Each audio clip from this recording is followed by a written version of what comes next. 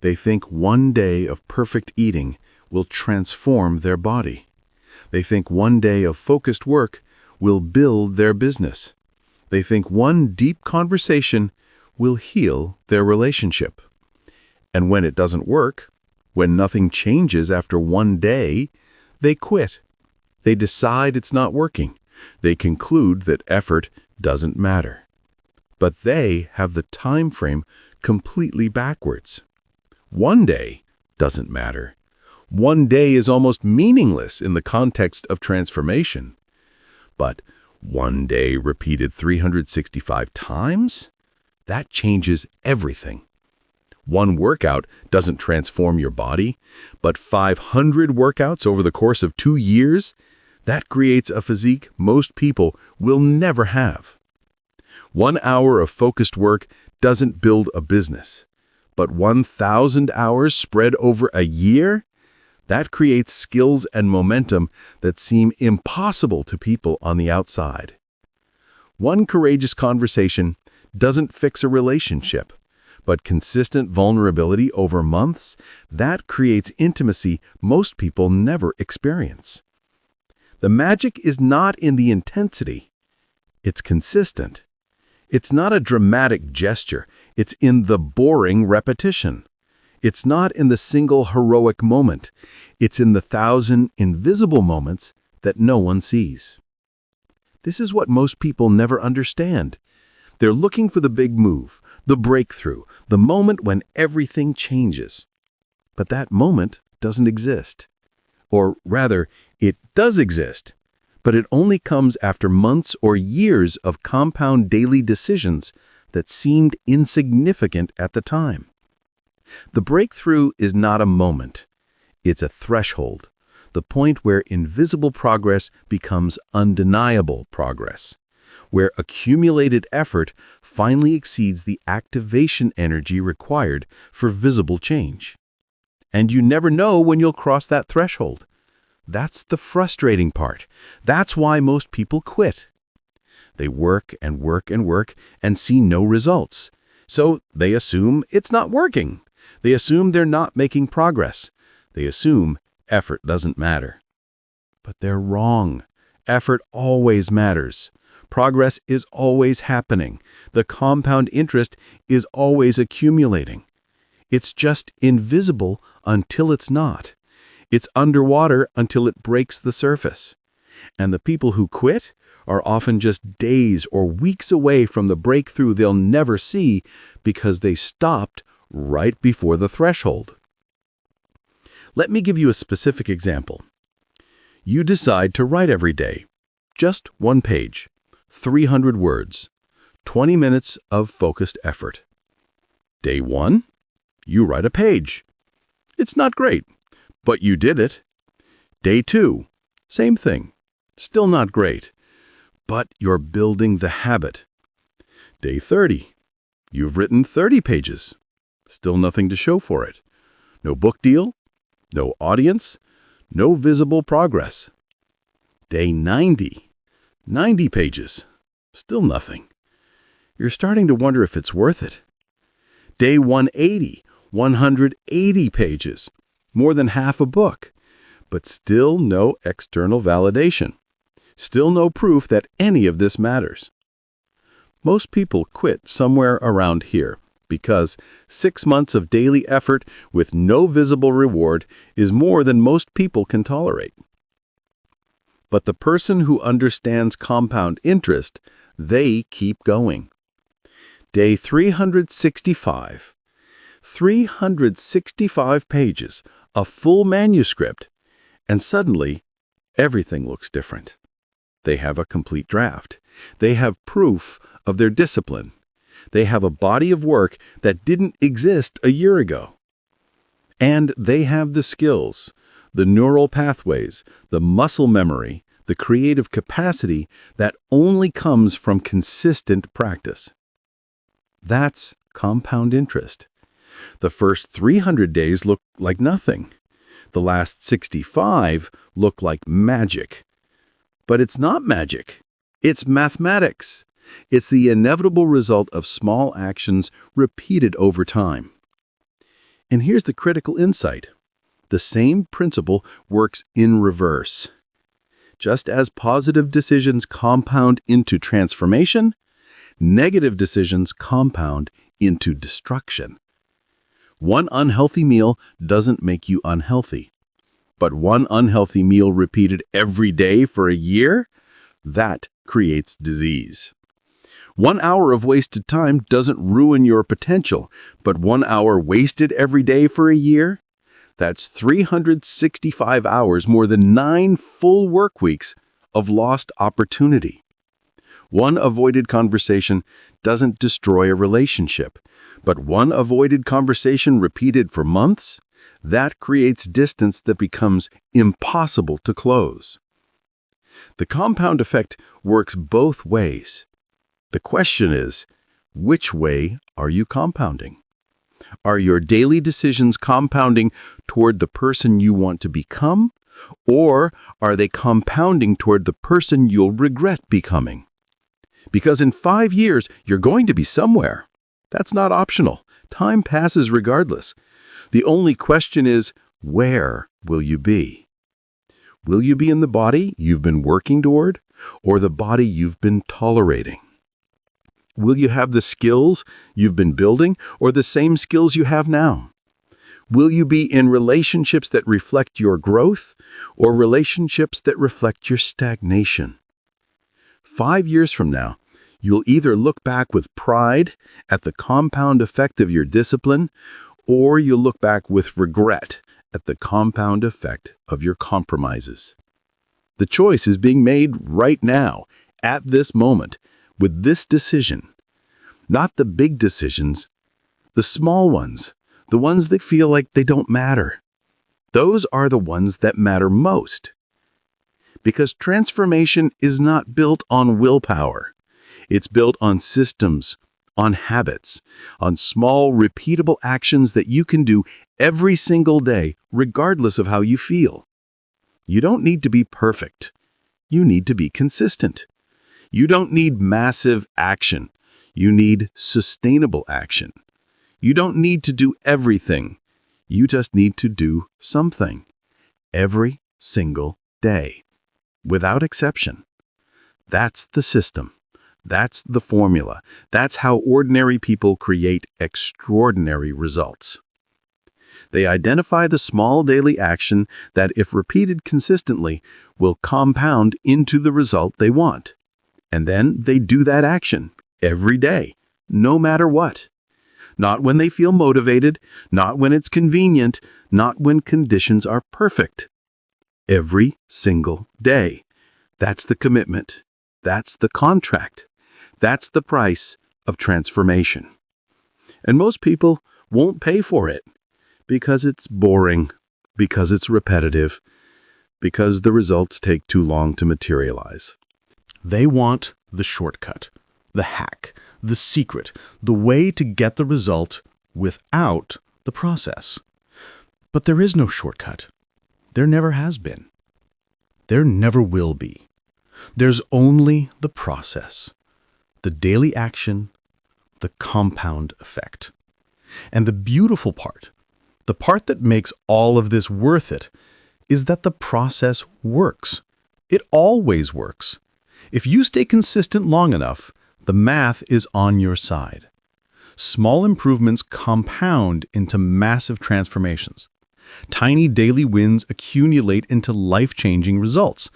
Invisible progress becomes undeniable success. But you have to trust the process. You have to believe that your actions matter even when you can't see the results yet. You have to keep showing up even when nothing seems to be changing. Because it is changing. The compound interest is accumulating. You're just still in the invisible phase. And the moment you quit, the moment you decide it's not working, you forfeit all the accumulated interest. You reset to zero. You throw away all the deposits you've made. That's the tragedy. Not that people fail, but that people quit right before the breakthrough, right before the threshold, right before the compound effect would have become visible. Don't be that person. Don't waste your deposits. Don't quit on your compound interest. Here's your practice. Identify one daily action that, if done consistently for a year, would completely transform your life. Just one. Not 10, not a complete life overhaul. One specific, measurable action. Maybe it's 30 minutes of focused work on your most important project. Maybe it's a 20-minute workout. Maybe it's reading 10 pages. Maybe it's one meaningful conversation with someone you care about. Maybe it's 30 minutes of skill development. Whatever it is, make it small enough that you can do it every single day, regardless of circumstances. Make it specific enough that you can measure whether you did it or not. Make it meaningful enough that compounding it for a year would create real transformation. And then do it. Every day. For the next 90 days. Not forever. That's too overwhelming. Just 90 days. Track it. Check it off. Build the streak. Create evidence that you're someone who follows through. And notice what happens. Not just externally, though you will start seeing results, but internally. Notice how your self-concept shifts. Notice how your confidence builds. Notice how you start to trust yourself in ways you never have before. Because you're proving something to yourself. You're demonstrating that you can make a commitment and keep it. That you can choose long-term gain over short-term comfort. That you're capable of consistency even when it's hard. That proof changes everything. It becomes the foundation for bigger goals, harder challenges, more ambitious transformations. Because if you can do one thing consistently for 90 days, you can do anything. The mechanism is the same. The principle is the same. Only the target changes. That's self-mastery. That's control. That's how you close the gap between who you are and who you're capable of becoming. Not through dramatic transformation, but through daily decisions compounded over time. The gap between who you are and who you want to be is not closed by a single leap. It's one decision at a time, one day at a time, one deposit at a time.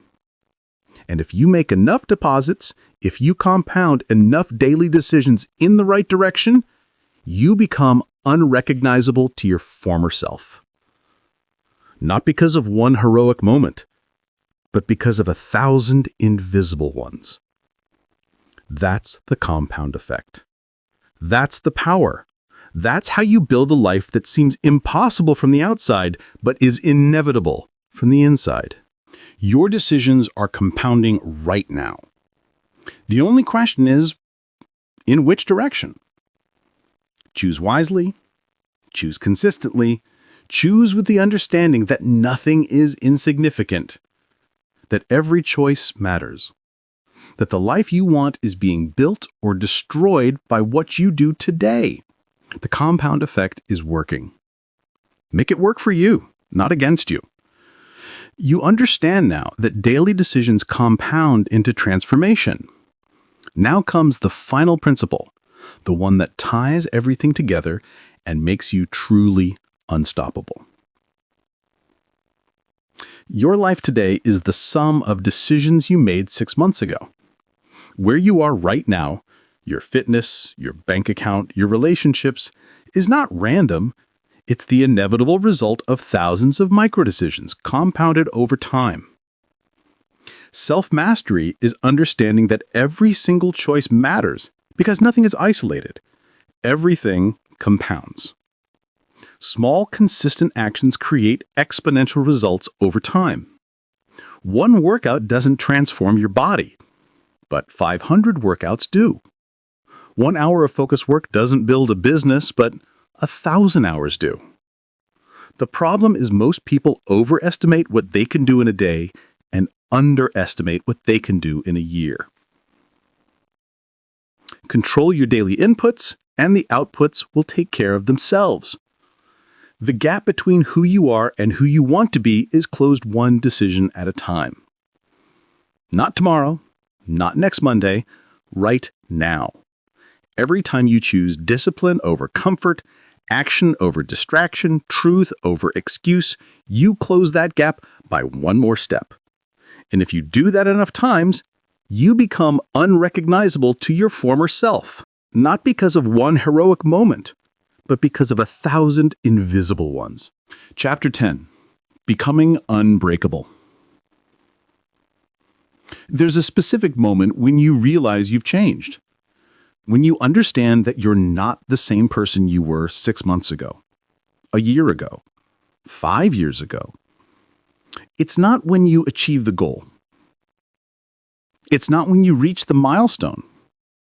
It's not when other people finally notice your transformation. It's the moment when something that used to break you doesn't even slow you down anymore. That's when you know. That's when you realize you've become unbreakable. Not because nothing can hurt you, but because nothing can stop you. There's a profound difference between those two things. And understanding that difference is the final piece of self-mastery. Most people think being unbreakable means being invincible, untouchable, immune to pain or failure or disappointment. They think it means building walls so thick that nothing gets through. Those emotions don't affect them. Those setbacks don't hurt. But that's not unbreakable. That's brittle. And brittle things shatter under enough pressure. Being truly unbreakable is something else entirely. It's when you feel everything, the full weight of disappointment, the sting of failure, the pain of rejection, and you keep moving forward anyway. It's when life hits you hard, and instead of collapsing, you absorb the impact, learn from it, and come back stronger. It's when your emotions are intense, but your trajectory is unchanged. When your feelings fluctuate, but your commitment remains solid. When circumstances deteriorate, but your standards stay high. That's unbreakable.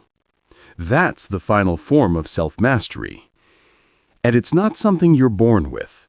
It's something you build, deliberately, through voluntary hardship, through intentional exposure to difficulty. Let me be clear about something. Comfort creates weakness, always. Every time you choose the easy path, the comfortable option, the route with the least resistance, you're making yourself more fragile, more dependent on circumstances being perfect, more vulnerable to anything that disrupts your comfort. You're building a version of yourself that can only function when conditions are ideal. And life doesn't offer ideal conditions. Life offers chaos, uncertainty, unexpected challenges, and constant disruption. So if you need everything to be perfect before you can perform, you're setting yourself up for constant failure, constant frustration, constant disappointment. The unbreakable mind doesn't need perfect conditions. It doesn't require ideal circumstances. It doesn't wait for everything to align. It performs regardless. It pushes forward despite. It finds a way when there doesn't seem to be one. And that capacity, that mental resilience, is built through practice, through deliberately doing hard things when you don't have to. This is the concept of voluntary hardship, and it's one of the most powerful tools you have for building an unbreakable mind. Most people avoid discomfort at all costs. They optimize their entire life for comfort, for ease, for the path of least resistance. And then they wonder why they can't handle pressure. Why do they crumble under stress? Why do they quit when things get hard? It's because they've never trained for hardship. They've never voluntarily exposed themselves to difficulty. They've never practiced being uncomfortable.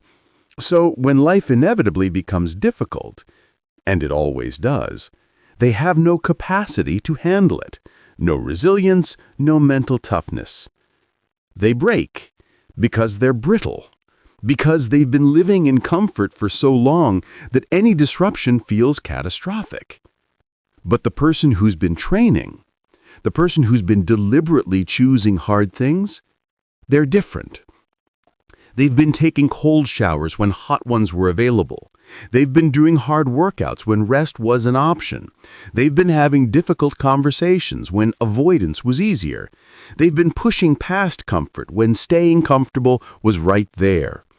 They've been building resilience, training their nervous system, expanding their capacity for discomfort. And when real hardship comes, when life gets genuinely difficult, they don't break because they've been here before. Not in this exact situation, but in this feeling, this discomfort, this pressure. And they know they can handle it because they've proven it to themselves 1,000 times in situations they chose to enter. That's the power of voluntary hardship. You build your capacity before you need it. You expand your limits before circumstances force you to. You train in peace so you can perform in chaos.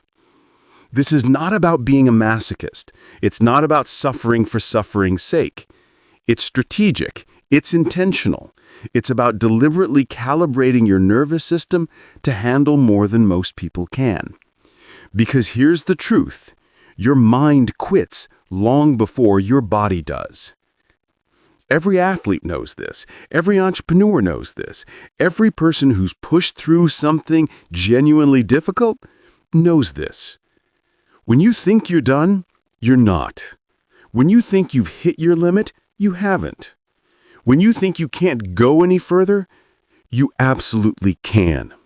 Your mind is lying to you. It's trying to protect you. It's trying to conserve energy. It's trying to keep you safe. But you don't need protection from discomfort. You need exposure to it. Because that's how you grow. That's how you expand. That's how you become someone who can handle what most people can't. There's a concept in psychology called the 40% rule. Navy SEALs use it. When your mind tells you you're done, you're actually only 40% done. You have 60% more capacity that you haven't even touched yet. But most people never access that 60% because they listen to their mind, they obey the quit signal, they believe they're at their limit when they're not even close. The unbreakable mind knows this. It recognizes the quit signal for what it is. A suggestion, not a fact. A request, not a command. And it keeps going, not recklessly, not stupidly, but with the understanding that discomfort is not damage, that being tired is not the same as being unable, that wanting to quit is not the same as needing to quit. This is the gap, the space between the signal and the reality. And learning to operate in that gap is what makes you unstoppable. Let me give you a practical example. You're in the middle of a workout. It's hard. Your muscles are burning, you're breathing heavily, your mind is screaming at you to stop. Most people stop. They listen to the signal, they think, I'm done, and they quit. But you know better now. You recognize that voice. You've heard it 1,000 times, and you know it's not telling you the truth. So you ask yourself, am I actually injured? Am I actually in danger? Or am I just uncomfortable?